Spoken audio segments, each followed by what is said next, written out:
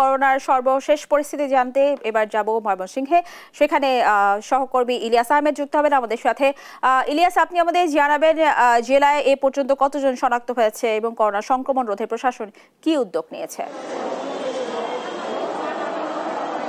জেলায় এ পর্যন্ত করোনা ভাইরাসে আক্রান্ত হয়েছে 6 জন। এর মধ্যে একজন ময়মনসিংহ মেডিকেল কলেজ আইসোলেটেড ওয়ার্ডে কিন্তু ভর্তি রয়েছেন এবং বাকি 5 জনকে হোম কোয়ারেন্টাইনে রাখা হয়েছে। চিকিৎসকরা বলছেন যে সাধারণ মানুষকে করোনা সংক্রমণ রোধে সতর্কতা বৃদ্ধি করতে হবে। বিশেষ করে এখন পর্যন্ত মানুষের মধ্যে যে আতঙ্ক, সেই আতঙ্কই কিন্তু আমরা দেখেছি প্রতিনিয়ত বেড়ে চলেছে এবং ময়মনসিংহ মেডিকেল কলেজ হাসপাতালের জরুরি বিভাগের সাথেই কিন্তু করোনার কালেকশন সংগ্রহের একটি বুথ স্থাপন করা হয়েছে। অর্থাৎ এখানে কিন্তু প্রতিদিন সকাল 8টা থেকে দুপুর 2:30 পর্যন্ত কিন্তু করোনা আক্রান্ত, অর্থাৎ করোনা যারা আশঙ্কা করছেন করোনা ভাইরাসে আক্রান্ত হচ্ছেন কিংবা যাদের জ্বর, সর্দি, কাশি রয়েছে, তারা কিন্তু এখানে পরীক্ষা নিরীক্ষা করছেন। অর্থাৎ গত 11 তারিখ থেকে আজকে পর্যন্ত 49 জন রোগী কিন্তু তারা এখানে করোনা ভাইরাস পরীক্ষা করেছেন। অর্থাৎ এখান থেকে 6 জন ইতিমধ্যেই করোনা আক্রান্ত হয়েছেন। তাদের একজনকে ময়মনসিংহ মেডিকেল কলেজ হাসপাতালে কিন্তু ভর্তি করা হয়েছে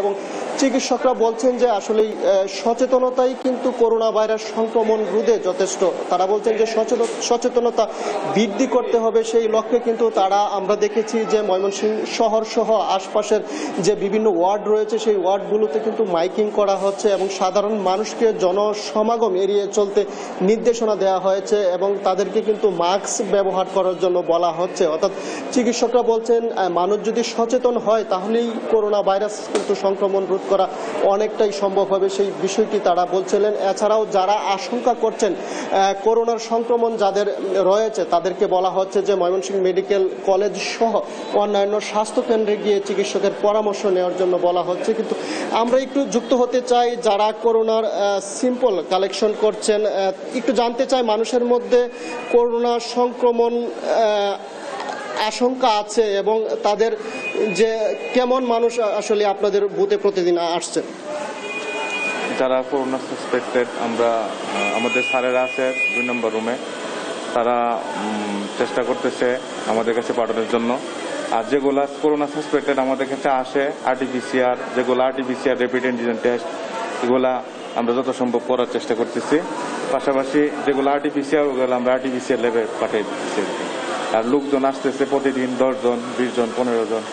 আজকে পর্যন্ত আসছে আমাদের কাছে টোটাল 8 জন আর কি, আর কালকে আসছিল 15 জনের মতো। এখন পর্যন্ত যারা আসতেছে তাদেরকে আমরা স্যাম্পল নেওয়ার চেষ্টা করতেছি। তিনি বলছিলেন সকাল থেকে এখন পর্যন্ত কিন্তু 8 জনের করোনা ভাইরাস রয়েছে কিনা সেই পরীক্ষা কিন্তু তারা করেছেন। এর মধ্যে একজনের পজিটিভ পেয়েছেন এবং সাধারণ রোগী যারা আসছেন তারা কিন্তু চিকিৎসকের পরামর্শ প্রথমে নিয়ে তারা কিন্তু করোনার যে পরীক্ষা সেই পরীক্ষা কার্যক্রম সম্পূর্ণ করছেন এবং 100 টাকার বিনিময়ে কিন্তু সেই পরীক্ষা সম্পন্ন করা হচ্ছে। অর্থাৎ 1 ঘন্টা এবং 72 ঘন্টার মধ্যে কিন্তু বিভিন্ন ধাপে যে করোনার পরীক্ষার ফলাফল সেটি কিন্তু দেওয়া হচ্ছে। অর্থাৎ চিকিৎসকরা বলছেন যে আতঙ্কিত না হয়ে যদি সচেতনতা বৃদ্ধি করা যায় তাহলেই কিন্তু করোনার যে সংক্রমণ সেটি কিন্তু রোধ করা সম্ভব হবে এবং তাদের যে প্রস্তুতি সেই প্রস্তুতি কিন্তু একেবারেই সম্পূর্ণ পর্যায়ে রয়েছে, সেই বিষয়টি কিন্তু তারা বলছিলেন। এছাড়াও আমরা দেখেছি ময়মনসিংহ মেডিকেল কলেজ হাসপাতালে কিন্তু ইতিমধ্যেই 20 শয্যার আইসোলেটেড ওয়ার্ড কিন্তু স্থাপন করা হয়েছে এবং সেখানে একজন রোগী ভর্তি রয়েছেন এবং চিকিৎসকরা বলছেন যে যদি সচেতনতা বৃদ্ধি করা হয় তাহলে এই সংক্রমণ রোধ করা সম্ভব হবে